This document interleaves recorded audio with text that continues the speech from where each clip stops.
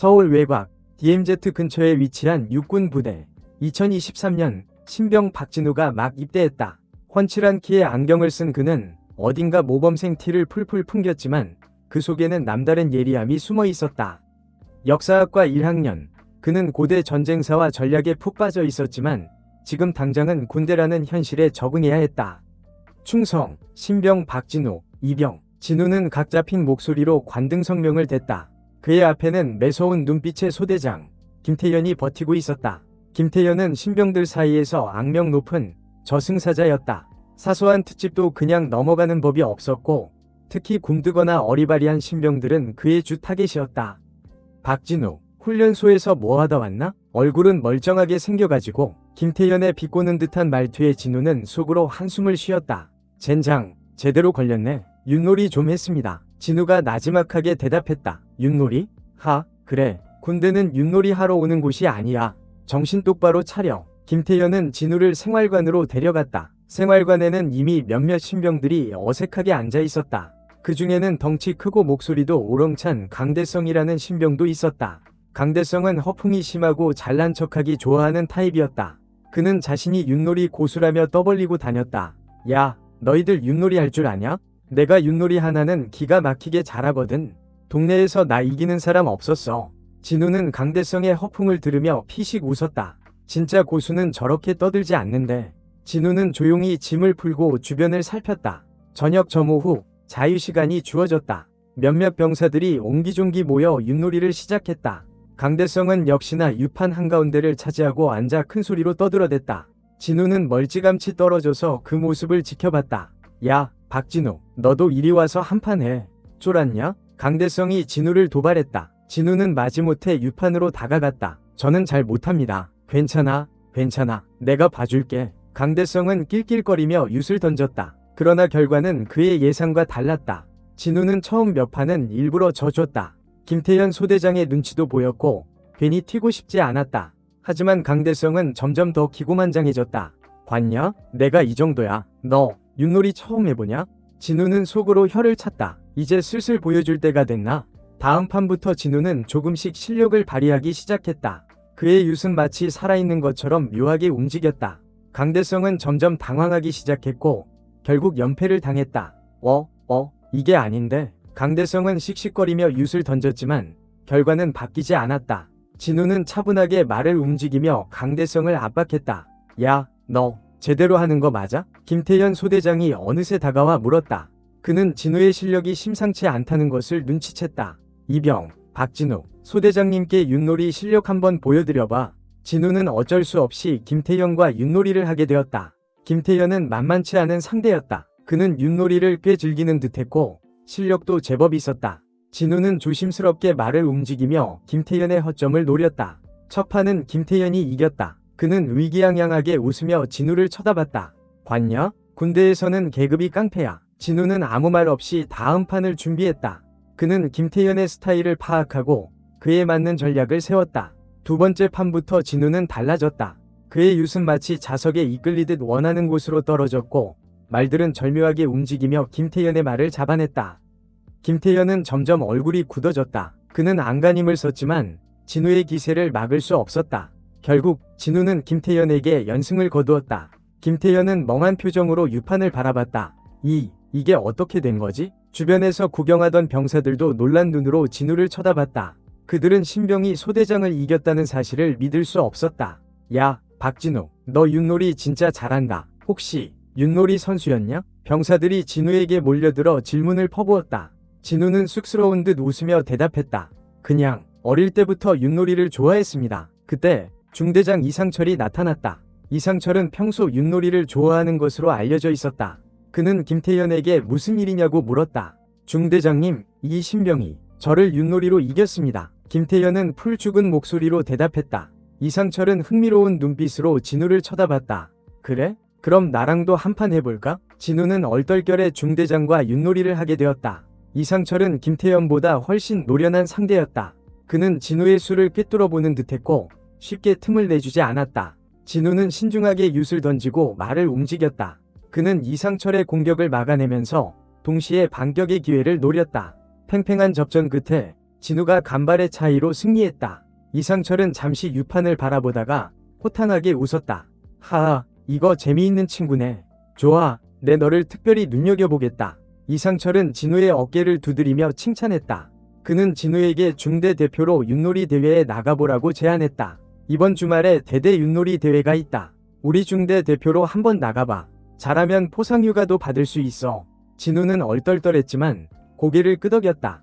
포상휴가라. 이거 꽤 괜찮은데? 그날 이후 진우는 중대의 윷놀이 영웅이 되었다. 그는 일과 시간 틈틈이 윷놀이 연습을 하며 대회 준비를 했다. 대회 당일 진우는 긴장된 마음으로 유판 앞에 앉았다. 상대는 다른 중대에서 선발된 병사들이었다. 그들은 모두 만만치 않은 실력을 갖추고 있었다. 진우는 첫 번째 경기에서 가볍게 승리했다. 두 번째, 세 번째 경기도 마찬가지였다. 그의 윷은 마치 마법에 걸린 듯 자유자재로 움직였다. 결승전 상대는 대대장 최민식이었다. 최민식은 깐깐하고 엄격한 성격으로 유명했지만 윷놀이 실력만큼은 부대 내에서 최고로 인정받고 있었다. 진우는 최민식과의 대결을 앞두고 긴장했다. 그는 최민식의 윷놀이 스타일을 분석하고 그에 맞는 전략을 세웠다. 결승전은 팽팽하게 진행되었다. 진우와 최민식은 한치의 양보도 없이 윷을 던지고 말을 움직였다. 첫 판은 최민식이 가져갔다. 최민식은 여유로운 미소를 지으며 진우를 쳐다봤다. 신병, 꽤 하는군. 하지만 대대장을 이길 수는 없을 거다. 진우는 아무 말 없이 다음 판을 준비했다. 그는 최민식의 말에 흔들리지 않고 자신의 전략에 집중했다. 두 번째 판, 진우는 초반부터 적극적으로 공격에 나섰다. 그의 윷은 마치 최민식의 수를 읽기라도 한 듯 절묘하게 떨어졌고 말들은 쉴 새 없이 최민식의 말을 쫓았다. 최민식은 당황한 기색이 역력했다. 그는 수비를 강화하며 반격을 노렸지만 진우의 기세를 꺾기에는 역부족이었다. 결국 두 번째 판은 진우의 승리로 끝났다. 세 번째 판, 이제 승부는 원점으로 돌아갔다. 최민식은 굳은 결심을 한 듯 비장한 표정으로 윷을 던졌다. 진우 역시 긴장을 늦추지 않고 신중하게 말을 움직였다. 팽팽한 긴장감 속에서 윷놀이판은 점점 더 뜨거워졌다. 최민식은 노련한 전략으로 진우를 압박해 들어갔다. 그는 진우의 말을 하나씩 잡아내며 유리한 고지를 점령했다. 진우는 위기에 몰렸지만 침착함을 잃지 않았다. 그는 마지막 남은 말들을 최대한 활용하여 역전의 기회를 노렸다. 마지막 윷을 던질 차례, 진우는 숨을 깊게 들이쉬고 윷을 던졌다. 윷은 공중에서 몇 바퀴 돌더니 진우가 간절히 바라던 걸이 나왔다. 진우는 재빨리 말을 움직여 최민식의 말을 잡고 승리를 확정지었다. 이겼다. 진우는 자신도 모르게 환호성을 질렀다. 주변에서 지켜보던 병사들도 일제히 환호하며 진우에게 달려들었다. 박진우, 대단하다. 대대장을 이기다니 믿을 수 없어. 최민식은 쓴웃음을 지으며 진우에게 악수를 청했다. 졌지만 잘 싸웠다. 훌륭한 실력이다. 박진우. 최민식은 진우에게 포상휴가를 약속했다. 그리고 덧붙여 앞으로 자신의 윷놀이 상대가 되어달라고 부탁했다. 내 윷놀이 실력이 녹슬지 않도록 가끔씩 나랑 윷놀이 한판 하자. 진우는 기쁜 마음으로 최민식의 제안을 받아들였다. 그 후 진우는 부대 내에서 윷놀이의 신으로 불리게 되었다. 그는 윷놀이 실력 덕분에 포상휴가도 자주 받고 간부들과도 스스럼 없이 지내게 되었다. 물론 강대성은 진우 앞에서 윷놀이 이야기는 꺼내지도 못했다. 진우는 윷놀이를 통해 군 생활의 어려움을 극복하고 새로운 즐거움을 찾았다. 그는 윷놀이판 위에서만큼은 계급도 나이도 중요하지 않다는 것을 깨달았다. 중요한 것은 오직 실력과 전략뿐이었다. 시간이 흘러 진우는 제대를 앞두게 되었다. 그는 마지막으로 최민식과 윷놀이 한 판을 두었다. 병장, 그동안 즐거웠다. 윷놀이 덕분에 군 생활이 지루하지 않았어. 최민식은 진우의 어깨를 두드리며 말했다. 나 역시 그랬다. 자네 덕분에 윷놀이 실력이 더 늘었어. 사회에 나가서도 윷놀이 잊지 말고 가끔씩 우리 부대에 놀러오게. 진우는 웃으며 격려를 했다. 충성, 잊지 않겠습니다. 진우는 군 생활 동안 얻은 윷놀이 실력과 자신감을 가지고 사회로 나아갔다. 그리고 그는 윷놀이처럼 인생도 결국은 전략과 실력의 싸움이라는 것을 잊지 않았다. 그는 어떤 어려움이 닥쳐도 윷놀이판에서처럼 침착하게 그리고 지혜롭게 헤쳐나갈 것이다. 그는 알고 있었다. 윷놀이에서 아니면 독 나오듯 인생에서도 때로는 과감한 승부수가 필요하다는 것을. 그리고 박진우는 언제나 승리할 준비가 되어 있었다. 제대 후 진우는 대학에 복학하여 역사학 공부를 이어갔다. 그는 여전히 윷놀이를 즐겼고 가끔씩 친구들과 윷놀이 내기를 하기도 했다. 물론 진우가 거의 항상 이겼다. 어느 날 진우는 친구들과 함께 전통 찻집에 가게 되었다. 찻집 한쪽 구석에는 나이 지긋한 노인들이 모여 윷놀이를 하고 있었다. 진우는 호기심에 그쪽으로 다가가 윷놀이를 구경했다. 노인들은 꽤 진지하게 윷놀이를 하고 있었다. 그들의 손놀림은 예사롭지 않았고 말들은 마치 살아있는 것처럼 유판 위를 누볐다. 진우는 그들의 윷놀이 실력에 감탄하며 한참 동안 구경했다. 젊은이도 윷놀이 할 줄 아나? 노인 중 한 명이 진우에게 말을 걸었다. 진우는 겸손하게 대답했다. 조금 할 줄 압니다. 그래? 그럼 우리랑 한판 해볼 텐가? 진우는 잠시 망설이다가 노인들의 제안을 받아들였다. 그는 오랜만에 윷놀이 실력을 발휘할 기회라고 생각했다. 진우는 노인들과 번갈아 가며 윷놀이를 했다. 노인들은 만만치 않은 상대였다. 그들은 오랜 경험과 노련함을 바탕으로 진우를 압박해 들어갔다. 진우는 군대에서 갈고 닦은 실력을 발휘하여 노인들과 팽팽하게 맞섰다. 그는 때로는 과감하게 공격하고 때로는 신중하게 수비하며 윷놀이판을 이끌어갔다. 몇 시간이 지나고 진우는 노인들을 상대로 여러 번 승리를 거두었다. 노인들은 진우의 실력에 감탄하며 칭찬을 아끼지 않았다.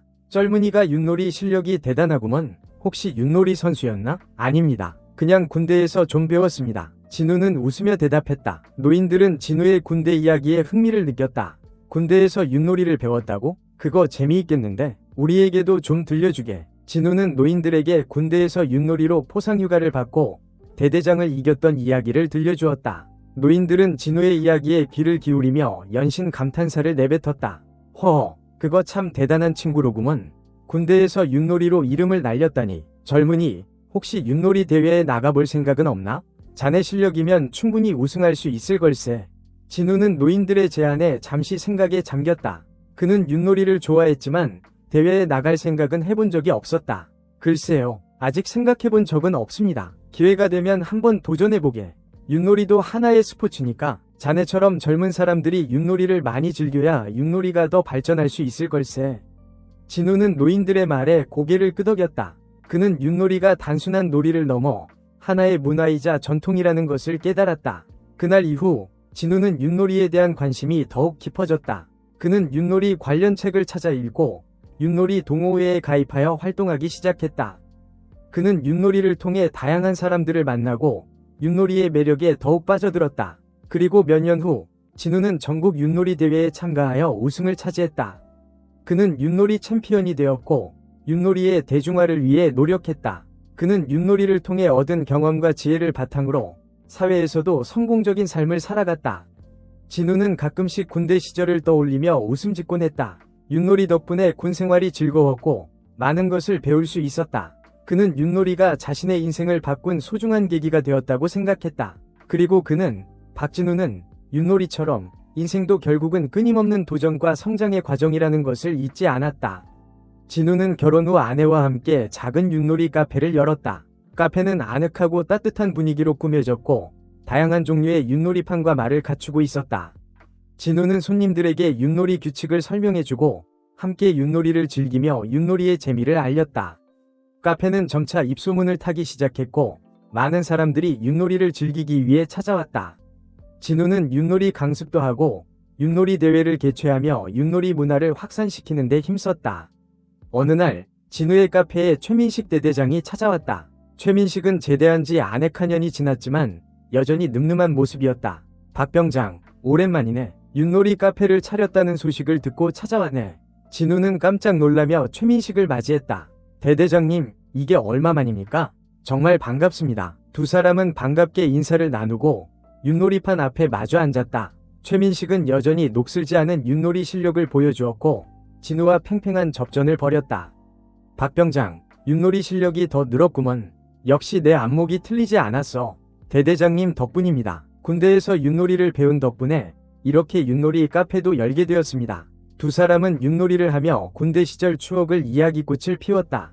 최민식은 진우에게 윷놀이 카페 운영에 대한 조언을 아끼지 않았고 앞으로도 윷놀이 발전을 위해 함께 노력하자고 말했다. 진우는 최민식과의 만남을 통해 다시 한번 윷놀이에 대한 열정을 불태웠다. 그는 윷놀이를 통해 더 많은 사람들에게 즐거움과 행복을 주고 싶었다. 세월이 흘러 진우의 윷놀이 카페는 전국적으로 유명해졌고 윷놀이 문화의 중심지가 되었다. 진우는 윷놀이 명인으로 존경받으며 윷놀이의 전통을 이어가는 데 앞장섰다. 어느덧 노년이 된 진우는 손주들에게 윷놀이를 가르치며 윷놀이의 즐거움을 전했다. 그는 윷놀이를 통해 가족 간의 사랑과 유대감을 더욱 깊게 만들었다. 진우는 자신의 삶을 돌아보며 윷놀이와 함께한 순간들이 얼마나 소중했는지 깨달았다. 그는 윷놀이를 통해 인생의 희로애락을 배웠고, 윷놀이판 위에서 펼쳐지는 예측 불허의 승부처럼 인생도 결국은 알 수 없는 미래를 향해 나아가는 여정이라는 것을 깨달았다. 그리고 그는, 박진우는 윷놀이처럼 인생도 즐겁게 그리고 최선을 다해 살아가야 한다는 것을 잊지 않았다. 마지막 윷을 던지는 그 순간까지